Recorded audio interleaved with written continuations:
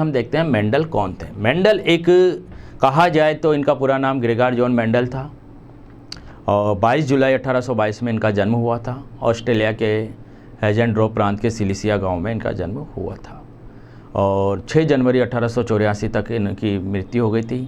इनका जो समय काल था मेंडलवाद कहलाता है और इन्होंने मटर के पौधे पे कार्य किए थे जिसका बॉटनिकल नेम था पाइसम सेटाइवम और 7 जोड़ी लक्षण थे जिस मटर के पौधे पे इसने अपने कार्य किए।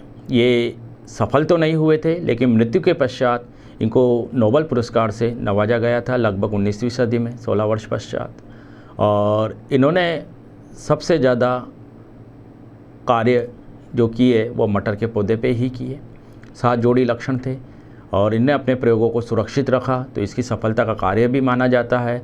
लेकिन इन्होंने जो अपने प्रयोगों को प्रकाशित किया गया था एक मैगज़ीन थी the nature history of society of ब्रून।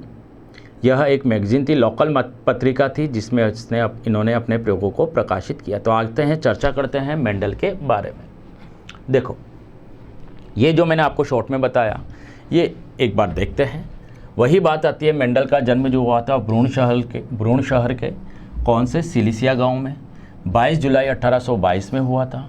माध्यमिक शिक्षा लेने के बाद 1847 में वो ब्रून शहर के एक चर्च में पादरी के रूप में कार्यरत हुए और इन्होंने अपना जो प्रयोग किया एक उद्यान मटर था जिसका वैज्ञानिक नाम था पाइसम सेटाइवम, उस पर संकरण के प्रयोग किया। 1857 में इस पौधे के साथ विपर्यासी लक्षणों की वंशागति पर अध्ययन किया लगभग 1857 में और 8 वर्षों तक बाद लगभग 65 में इन्होंने अपने प्रयोगों को क्या किया प्रकाशित किया।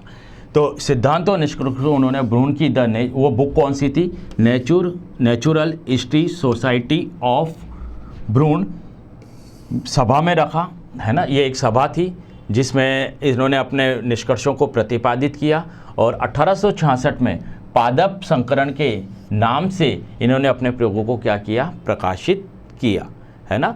तो ब्रून शहर के लगभग 1857 में इन्होंने कार्य का प्रारंभ किया, 65 में कंप्लीट किया और 66 में पादप संकरण नाम के एक प्रस्तावना के साथ इन्होंने अपने प्रयोगों को क्या किया प्रकाशित किया। परंतु इनके कार्य अनेक वर्षों तक किसी ने ध्यान नहीं किया गया था और 6 जनवरी 1884 में इनकी क्या हो गई थी मृत्यु, जैसे कि मैंने आपको बताया।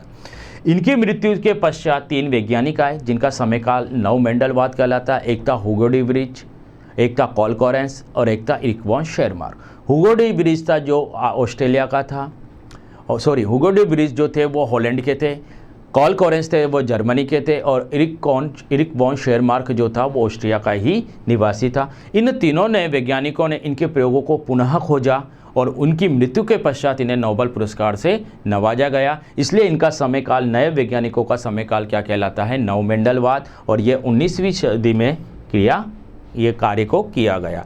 तो 3 वैज्ञानिक थे, हॉलैंड के थे हुगो डी वृज, ऑस्ट्रिया के थे एरिक वॉन शेरमार्क और जर्मनी के थे कॉल कॉरेंस और इन्हीं के आधार पर मेंडल के सिद्धांतों को मेंडलवाद का रूप दिया गया। आगे बात करते हैं। इन सिद्धांतों एवं निष्कर्षों की खोज के आधार पर मेंडल ने अनुवांशिकी का जनक कहा जाता है क्योंकि इन्हीं सिद्धांतों निष्कर्षों के आधार पर। अब मेंडल ने 3 नियम प्रतिपादित किए। कितने नियम प्रतिपादित किए 3 नियम। पहला नियम दिया प्रभाविता का नियम, दूसरा नियम दिया पृथक्करण जिसको युग्मकों की शुद्धता का नियम भी कहते हैं और तीसरा नियम प्रतिपादित किया इसने स्वतंत्र अपव्यूहन का नियम।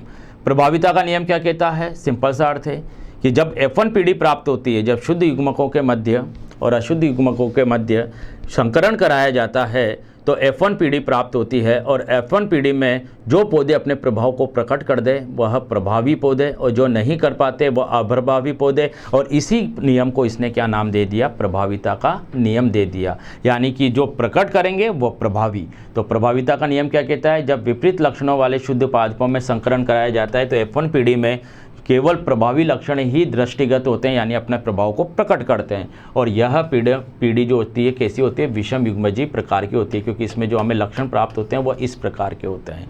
तो इसलिए हम नाम भी यही दे देते हैं।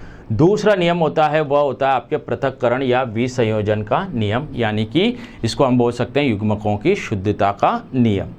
F1 पीढ़ी से आप F2PD प्राप्त करोगे तो आप दोनों युग्मकों को पहले क्या किया जाता है, पृथक्करण अर्धसूत्री विभाजन के द्वारा, और इन युग्मकों में फिर बाद में क्या किया जाता है, स्वपरागण कराया जाता है, तब जाके आपको F2PD प्राप्त होती है। तो पृथक करने के लिए इसलिए इसका नियम क्या लग गया, पृथक्करण का नियम। और जब पृथक करने के बाद प्रत्येक युग्मक शुद्ध होता है, इसलिए इसको युग्मकों की शुद्धता का नियम भी कहते हैं। तो देखते हैं, पाद F1 पीढ़ी के संकर पादपों में स्वपरागण कराया जाता है तो द्वितीयक पीढ़ी में प्रत्येक लक्षण 3:1 के निश्चित अनुपात में पृथक हो जाते हैं। अतः प्रत्येक युग्मक विपरीत लक्षण युग्मकों के बनते समय एक दूसरे से पृथक होकर अलग हो जाते हैं और युग्मकों में चले जाते हैं। तो पृथक होने के कारण इसे पृथक्करण का नियम, और शुद्ध होने के कारण युग्मकों की शुद्धता का नियम भी कहते हैं। एक और इसकी विशेषता होती है कि इसका कोई अपवाद नहीं होता, इसलिए इसको सार्वत्रिक नियम के रूप में भी जाना जाता है। स्वतंत्र अपव्यूहन का नियम तीसरा नियम होता है।